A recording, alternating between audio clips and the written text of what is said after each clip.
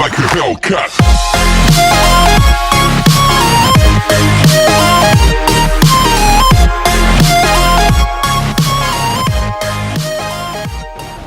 સાર્પાસ ટ્રેકનો આજે પહેલો દિવસ હતો અમારો. અમારી બેચનું કોડ છે SP15. અત્યારે SP જે 14 બેચ છે એ સાર્પાસ ટ્રેક કરવા માટે અત્યારે જાય છે. એ અત્યારે સીધા ડાયરેક્ટ ગ્રહણ વિલેજ જવાના છે. તો ચાલો આપણે એને ફ્લેગ ઓફ કરી અને સેલિબ્રેટ કરીએ.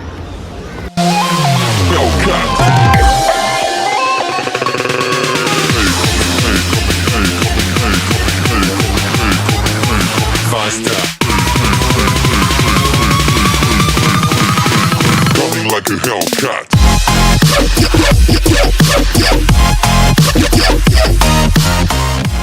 કેમ્પનો આજનો બીજો દિવસ.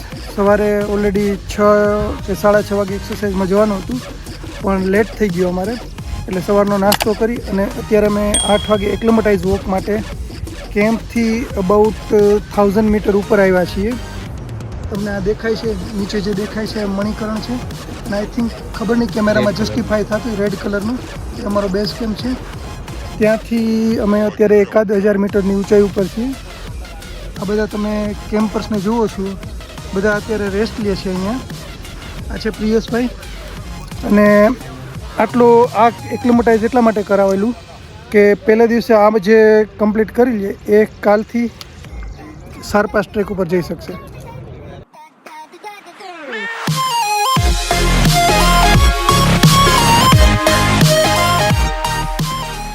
चिकमिकी धूम धड़ाका चिकमिकी धूम धड़ाका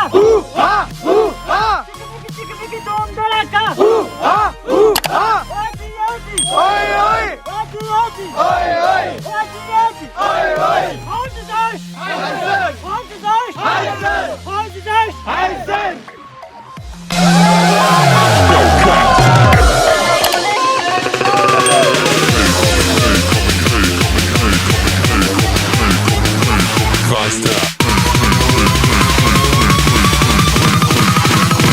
Like a Hellcat.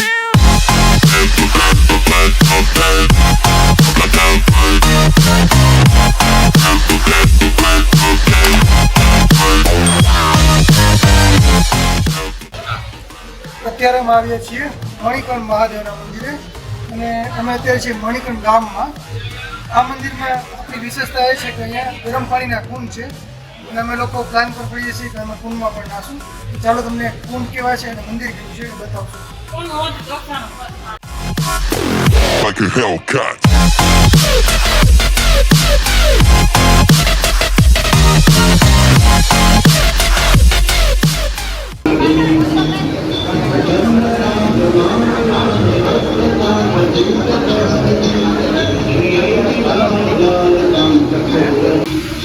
આ પાર્વતી નદી જે કસોલ તરફ જાય છે. અહીંયાથી તમે ધાર જુઓ, આજે બધી નીચે જાય છે, અને પ્લસ અહીંયાની બાજુમાં જે પાણી ગરમ પાણીના જે કુંડ છે, આ જે અહીંયા કરો ગરમ પાણી જે વરાળ છે અહીંયા સુધી આવે છે. એટલે એટલું ગરમ છે પાણી કે આમાં નાહવાનું કદાચ વિચારી શકીએ. બહારનો નાનો કુંડ છે અહીંયા પાછળનો છે ને, એમાં કદાચ તમે નાહી શકો, કેમ કે અહીંયા થોડું લિબરલ પાણી છે, થોડું ઓછું ગરમ છે. આ કુંડ ઉપર કદાચ નાહી શકો. હું બહાર કઢાવીને જોઈ લઉં છું કેવું ગરમ છે. પહેલી વાર થોડું ગરમ લાગે, કદાચ ટ્રાય કરો તો નાહી શકો ખરા, બહુ વધારે નહીં.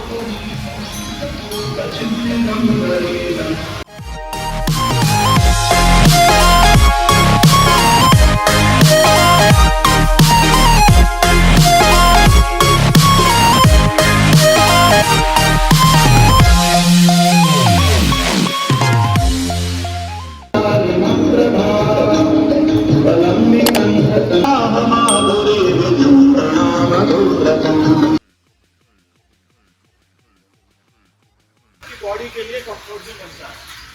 अगर कोई पहाड़ से नीचे जाएगा सी लेवल के आसपास, तो उसको वहाँ पर शुरू के कुछ दिनों में तकलीफ होगी, क्योंकि उसको उतनी गर्मी बर्दाश्त करने की सलाहियत नहीं होती है. वो उस तरह के एनवायरमेंट में सर्वाइव नहीं कर चुका होता है, इसलिए उसको शुरू में तकलीफ होगी. तो अगर उसको लंबा टाइम वहाँ रहना है तो उसको उसी वातावरण में खुद को डालना पड़ेगा, एडजस्टमेंट करना पड़ेगा. जैसे मान लो अगर मैं अभी यहाँ पर 2 महीने से हूँ, मैं अगर अभी मुंबई जाऊँ तो मुझे वहाँ गर्मी ज़्यादा लगेगी या कम लगेगी?